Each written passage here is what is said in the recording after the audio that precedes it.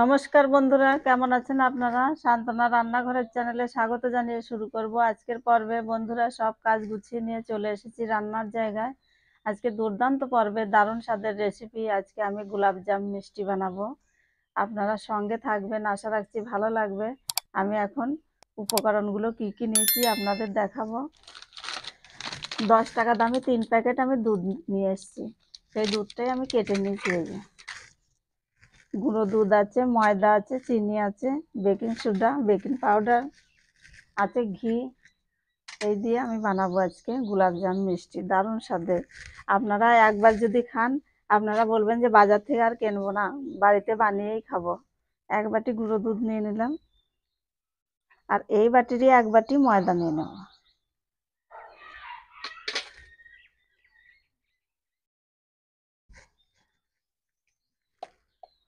Half চামচ দিয়ে দিলাম খাবার সোডা, আর বেকিং পাউডার দিয়ে দিলাম। ওই মানে সেম সেম দিয়ে দিলাম, ওইটাও যা দিয়েছি এটাও তাই দিলাম। হাফ চামচ করে দিয়ে দিলাম, খুব বেশি দেবেন না। প্রথমে এই যা যা দিয়েছি এই উপকরণগুলো ভালো করে শুকনো এইগুলো মিশিয়ে নেব।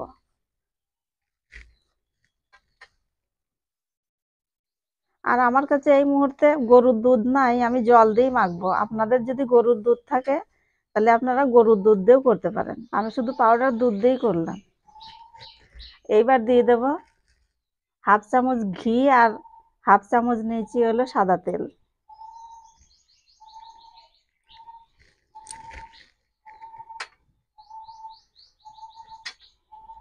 সবগুলো দিয়ে একসঙ্গে ভালো করে মিশিয়ে নেব।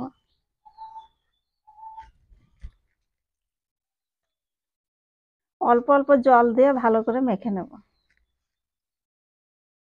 একবারে বেশি জল দিয়ে দেবেন না, অল্প অল্প করে দেবেন। আর এতে জল খুব কম লাগে, আর দুধ থাকলে তো কোনো কথাই নাই। এই যে মাখা হয়ে গেছে, আমি এখন ঢাকা দিয়ে রেখে দেবো 10 মিনিট। দিয়ে আমি শিরাটা তৈরি করে নেব। আর হাতে লেগে যাচ্ছে এটা চিন্তার কোনো কারণ নাই, একটু সময় রেখে দিলেই না এটা ঠিক হয়ে যাবে। রেস্টে রাখবো 10 মিনিট।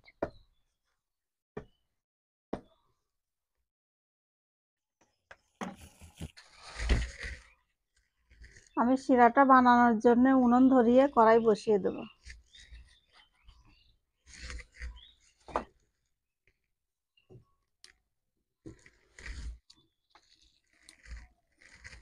1 বাটি চিনি দিয়ে দিলাম, আর এই বাটির 2 বাটি জল দিয়ে দেবো।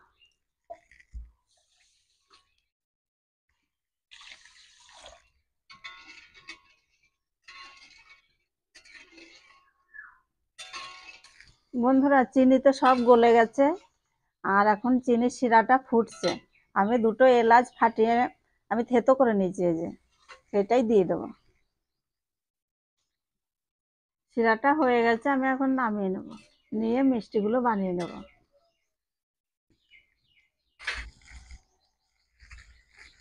নামিয়ে আমি ঢাকা দিয়ে রেখে দেবো।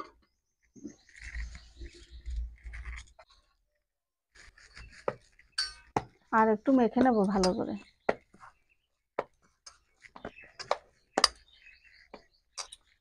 মাখা হয়ে গেছে, আমি একবার বানিয়ে নেব।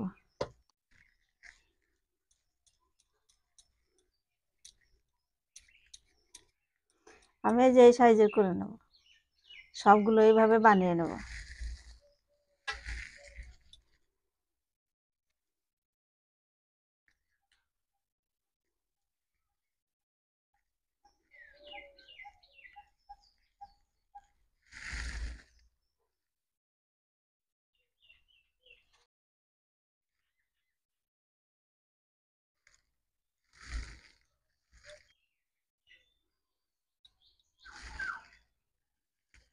দেখুন বন্ধুরা, কতগুলো বানিয়ে ফেলেছি দেখুন।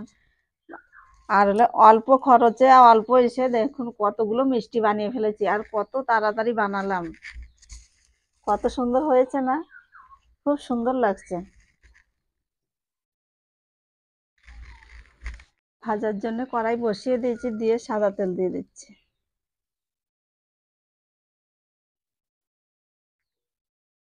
তেল দিয়ে দিয়েছি, হালকা গরম হয়ে গেছে। আমি এবার মিষ্টিগুলো দিয়ে দেবো, দিয়ে খুব সুন্দর করে ভেজে নেব। তেলটা বেশি গরম করবেন না, হালকা গরমেই দিতে হবে।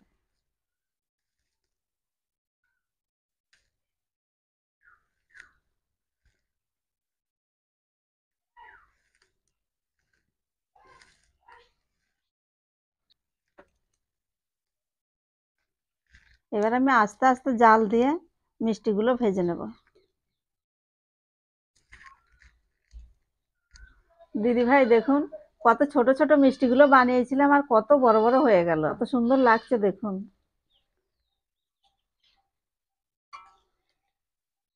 কত সহজে দেখুন মিষ্টি বানিয়ে বানিয়ে ফেলা যায়। দেখুন বন্ধুরা, কত সুন্দর হয়েছে, কালারটা হয়েছে কত সুন্দর।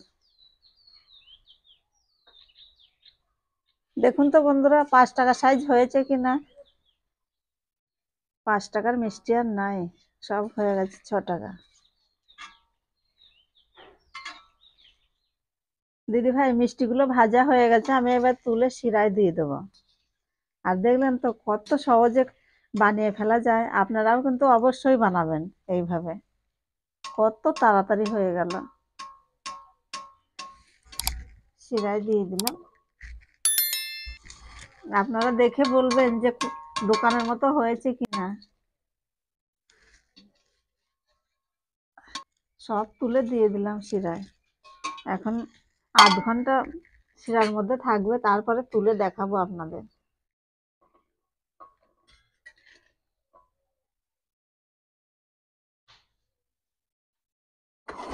বন্ধুরা মিষ্টিগুলো কেমন হয়েছে দেখলেন তো, খুব সুন্দর হয়েছে না? একদম দেখে মনে হচ্ছে গোলাপ জামে দোকান থেকে কিনে নিয়ে এসছে, একদম দোকানের মতনই হয়েছে দেখুন। একটা তুলে ভেঙে দেখাচ্ছি আপনাদের কেমন হয়েছে। দেখুন রস ঢুকে এত সুন্দর হয়েছে ফুলে, খুব সুন্দর হয়েছে। দিদি ভাই মিষ্টি তো বানালাম, খেলাম, আমার তো বেশ ভালো লেগেছে। আপনারা কিন্তু অবশ্যই এইভাবে বানিয়ে খাবেন, খুব সুন্দর। এই মিষ্টি খেলে আর দোকানের মিষ্টি খেতে ইচ্ছে করবে না, খুব টেস্টি হয়েছে।